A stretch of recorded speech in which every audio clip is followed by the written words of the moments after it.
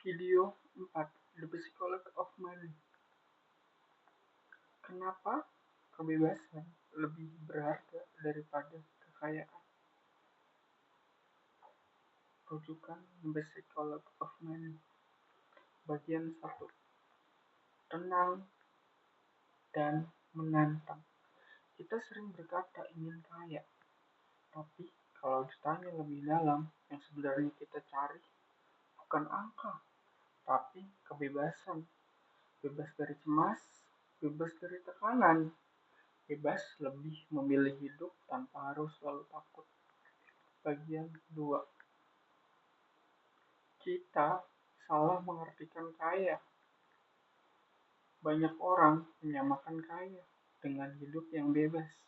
Padahal kenyataannya tidak sedikit orang kaya yang hidupnya justru semakin terikat. Contoh, terikat pada gaya hidup, terikat pada cicilan, terikat pada ekspektasi. Bagian 3. Ide inti buku kebebasan adalah kontrol atas waktu.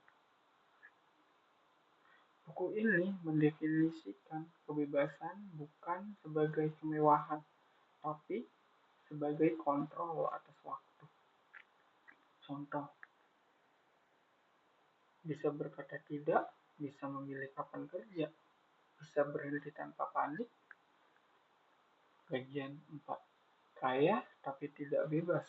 Seseorang bisa punya banyak uang, tapi sedikit kebebasan. Contoh, pendapatan tinggi tapi tidak bisa berhenti meski sudah lelah. Bagian 5. Kebebasan tidak bebas tapi tidak kaya. Sebaliknya, seseorang bisa tidak terlihat kaya tapi hidupnya lebih bebas. Contoh, penghasilan cukup, pengeluaran terkendali, dan hidup terasa ringan. Bagian 6. Kebebasan dibangun dari selisih. Kebebasan lahir dari selisih antara apa yang kita hasilkan dan apa yang kita butuhkan. Contoh, semakin kecil kebutuhan, semakin besar ruang bernafas. Bagian 7. Gaya hidup sering merampas kebebasan. Masalah muncul saat gaya hidup naik lebih cepat dari ketenangan. Contoh, pendapatan naik tapi stres juga naik. Bagian 8. Refleksi pribadi. Aku mulai bertanya, apakah keputusan keuanganku memperluas kebebasanku atau justru mempersempitnya?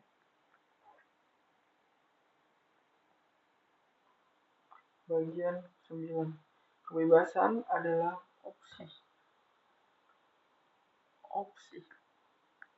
Uang yang paling berharga adalah uang yang memberi opsi. Contoh, opsi untuk menunggu, opsi untuk pindah arah, opsi untuk istirahat.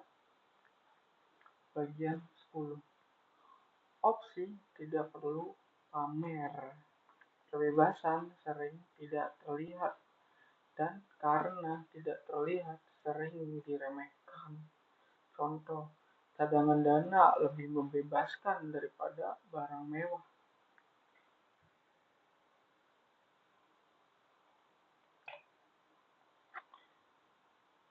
Bagian 11. Kaya cepat versus bebas lama. Menjadi kaya cepat sering menuntut resiko besar. Menjadi bebas lama menuntut kesabaran. Bagian 12. Kebebasan butuh waktu. Kebebasan jarang datang dramatis. Ia datang pelan saat keputusan kecil diulang cukup lama. Mungkin tujuan finansial yang paling jujur bukan sebanyak mungkin, tapi cukup untuk hidup tanpa rasa takut. Bagian 14. Pelajaran praktis. Setiap keputusan uang bisa ditanya satu hal, ini memperluas kebebasanku atau mempersempitnya?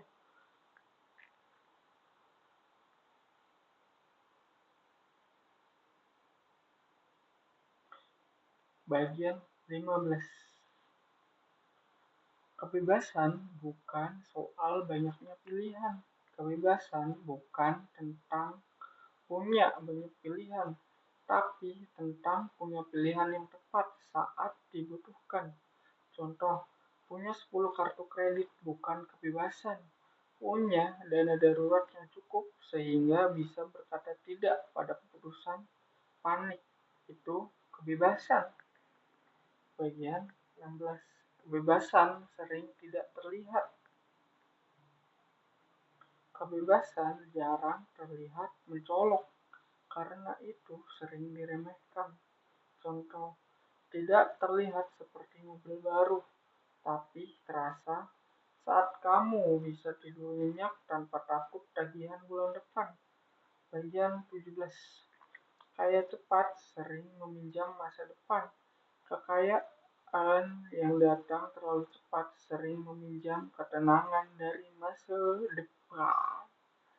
Contoh, pendapatan melonjak, tapi jam kerja stres dan resiko ikut melonjak. Ketenangan dibayar belakangan. Bagian 18.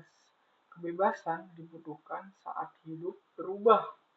Nilai kebebasan paling terasa saat hidup tidak sesuai rencana. Contoh, sakit krisis atau perubahan keluarga. Cadangan dan fleksibilitas jauh lebih berguna daripada aset pamer. Bagian 19. Kita sering salah menentukan aman. Aman sering disamakan dengan penghasilan besar. Padahal aman adalah ketahanan. Contoh, penghasilan sedang dengan pengeluaran terkendali sering lebih aman daripada penghasilan besar dengan beban tetap tinggi. Bagian 20. Kebebasan tumbuh dari kebiasaan kecil. Kebebasan bukan keputusan tunggal, tapi hasil dari kebiasaan kecil yang konsisten. Contoh, menunda belanja impulsif, menyisihkan dana sebelum belanja. Kecil tapi membangun ruang gerak. Bagian 21. Gaya hidup adalah pajak terbesar.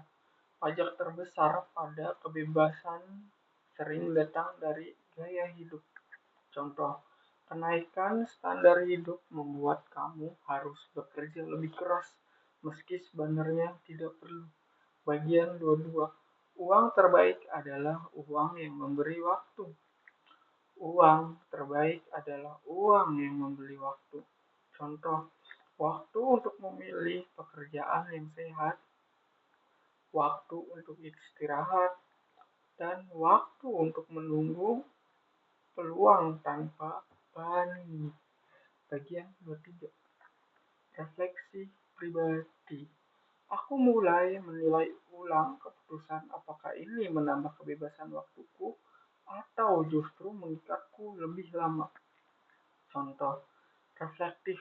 Ada keputusan yang terlihat maju, tapi membuat hari-hari terasa sempit. Bagian 24.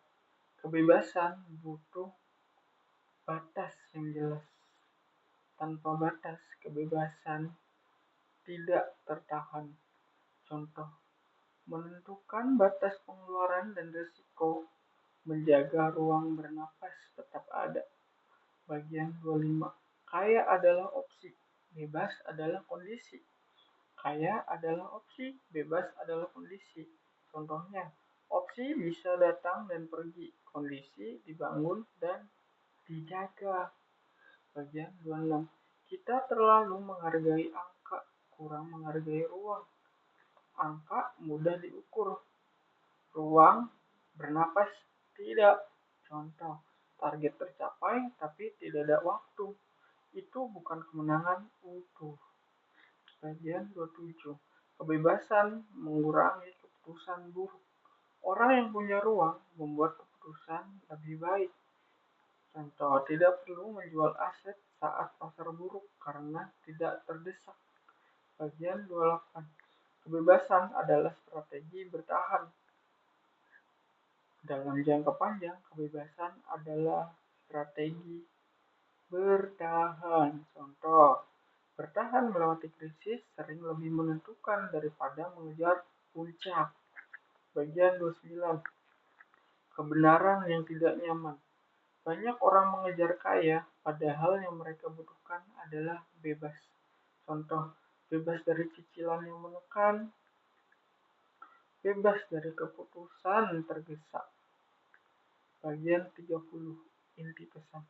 Kekayaan memberi kenyamanan, kebebasan memberi ketenangan. Contoh, kenyamanan bisa hilang saat angka turun, ketenangan bertahan saat opsi masih ada. Penutup untuk video 4, The Psychology of Money. Jika ada satu pertanyaan dewasa soal uang, mungkin ini. Apakah keputusan ini memperluas kebebasanku atau mempersempitnya? Buku ini tidak melarang ambisi.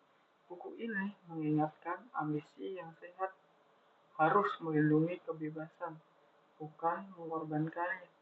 Besok kita lanjut. Kita akan bicara tentang kenapa perilaku jauh lebih penting daripada kecerdasan dalam mengelola uang.